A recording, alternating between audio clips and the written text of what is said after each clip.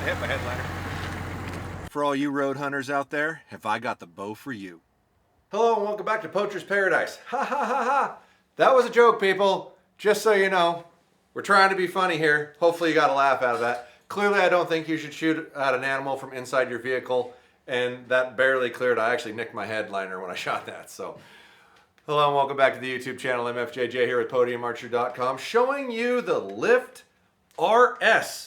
I'm assuming that stands for really short, because this sonbit's really short. What to do for, I'm going to call a short draw length bow or a lady's bow, which it should always be determined or deemed, it should always be deemed a short draw bow. Reality of it is it's designed for efficiency at a shorter draw length. That's the whole point. So they did something very unique. They made two different sets of limbs on this that their same module set fits on. And it's actually the same limb, but it's tapered towards the back in the pocket to decrease the peak weight that it actually hits at. So they've managed to make the exact same bow, once again, manufacturing genius over there, they're very smart about this, that gives you peak weights from 41 to 60 pounds using the same modules. So believe it or not, somebody with a 23.5-inch draw length can get an 80-pound bow. That's bonkers. There isn't a spec that this bow doesn't hit for the individual that wants to run a little shorter draw length. Yet, you could also go all the way down to a 55-pound peak. This thing is incredible, and it is the lightest bow they make now. This is 3.92 pounds. It's slightly lighter than the regular Lift X, 29.5. Same specs, same stuff. The riser's a little shorter. Everything else is the same. Same really sick tuning system that has been incorporated on every bow in their line, and this is a game changer for the future for this company. It's the only excuse or argument you could make for what was missing from their brand, and they nailed it. This absolutely works, and I'm going to say this again. This cam is slave to the left limb. So when you drive this screw, which you remove this screw and then twist the screw inside, it pulls the right limb in or out, which changes the lean.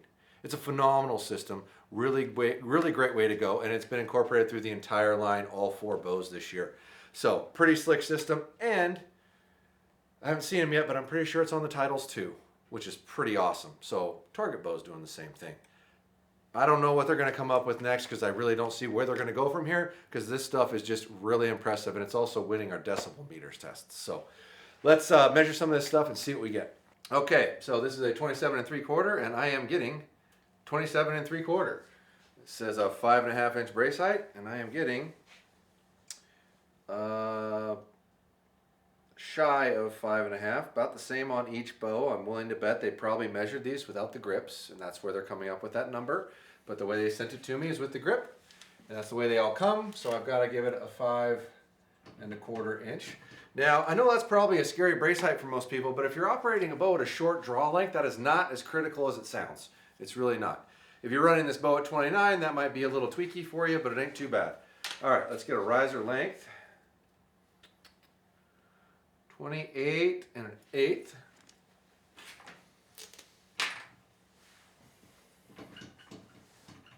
Once again, a riser length longer than the axle to axle. That's impressive. Let's see what kind of reflex we got. Looks like a little over 2.5. Okay, so this bow does measure out at 29 1/4 for 29 inches. All right, so folks, this is a 55-pound bow with a 300 grain arrow at 29 inches. That's the longest we can set this bow at. We'll try to give you a calculation of what the speed should have been. 311.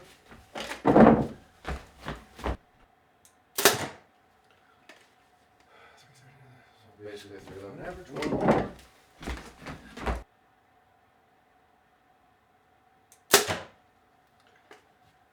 All right. I'll give you 261 average on that. We'll set up the decibel meter and get some sound for you.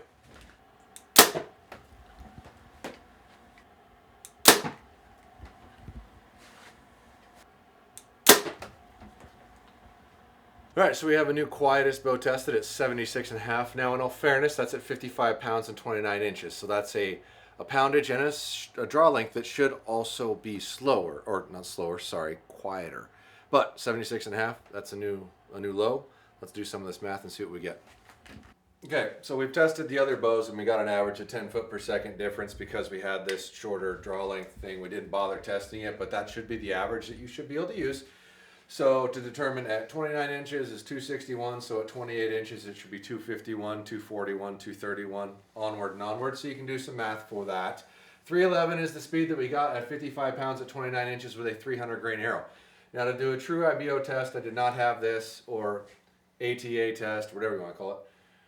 It should have been 275 grains, but if you do the math in general, it's for every 5 grains is 2 foot a second roughly. So you'd add another 10 feet to that to get 321.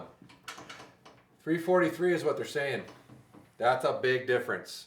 So I'm not sure why we're getting that difference, but we weighed the weight, we shot that weighted arrow, I shot it 3 times, got a good average. This thing's quite a bit slower, that's like 18 feet. And these are 80% let off mods. So there's not the magical 3 or 4 feet missing. So I would say this bow's not nearly as fast as they say it was, and it's disappointing because they've been pretty good about getting those things in check otherwise. So let's figure this out and see what we get.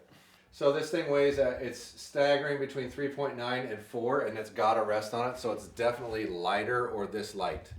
And keep in mind, I'm not taking the dampeners off. The weights that they're publishing include the actual dampener, which most don't do that, so that's awesome. Axle to axle we got 27 3/4, that was right. Our brace height was a quarter short. Our speed, I'm calling it 321 because that's roughly what it should have shot with the right weight arrow. It's way off, so that's unfortunate. So weight is 3.92, so the weight meter is metric is 47. All right, tunability, we're going to give you an 11. We want to see some timing things that make life a little easier, especially because Mathews are notoriously finicky to time. So it would really be nice to see some kind of integrated feature in there that allows us to adjust our timing other than twisting our cables. Integrations and features, they crush it every year. They have so many different unique things that incorporate their bows. They've got limb legs, they've got low profile quivers, integrated rests, integrated stabilizers, integrated sights now. Like you name it, there's a gamut of stuff available, but I'm sure they can come up with something else, so I can't give them a 10 now and then they come up with something else. Gotta give them a 9. Honesty. This bow's a little rough on that, and I don't mean to be a jerk about it. I really don't. But that's a lot off in speed, so I'm gonna mark you down to an 8. Because some of your stuff's real accurate, some of it not so much. And once again, this isn't necessary. Like, you don't need to say that. No one's gonna really care. Because they're saying it's like 353 if it went to 30 inches. Like, no one's gonna care. And for the brace height concerns, the bow felt really stable and didn't get anywhere near nicking my arm. So the brace height isn't bad, even though it's 5 1/4, which it's weird for me to say that. And it does feel like all their other bows. It feels incredible. It's a really good feel. Dead in the hand. I mean, everything about it you want. It's every feature that's in every other bow is in that bow. So we're going to go 9 for feel because it is awesome. Design and forgiveness. I can't give you a great mark here because you have a lot of reflex and a short brace height, but the bow's designed super well, skeletonized, really slick. I'll give you a 7, and the markdowns are for forgiveness, not design. Design's awesome. Value, $259 or $12.59. So if we're starting to talk about short draw length bows, that's within the realm. I don't think it's a screamer by any means, and the speed wasn't really jumping out at me. If you got something close to that speed, I'd probably give you a little bit more of a value for the speed that you're producing in that price point. So we're going to give you a 3. Sound, it was the quietest thing we've tested so far. Granted, it's at a lighter weight, so it's hard to give that true credence, and it's also an inch shorter, which is going to be a little quieter, but it's still the lowest thing we've gotten, so we'll give you a 4 there. Appeal and quality, it follows the line of all the other bows. It's insane. It's really nice. They did do a little bit more limb tweaking and limb technology change on that bow this year, so next year everything rolls around, I'd probably give them a 5, but we're going to wait and see how it works out. I'm sure it'll be fine. All right, let's add this up and see what we get. 16, 26, 27, 71 overall score. Comment down below on what you think about this system and the way that we're doing this. And I'd like to see some comments if you are liking the creativity that we're recently adding to our videos, because we're trying to be a little funny around here. I like to think I have a good sense of humor. I like to laugh at life, and my buddy that's helping me run the camera and whatnot does too. So hopefully you enjoy it, but let's get some feedback on that. Thanks for watching.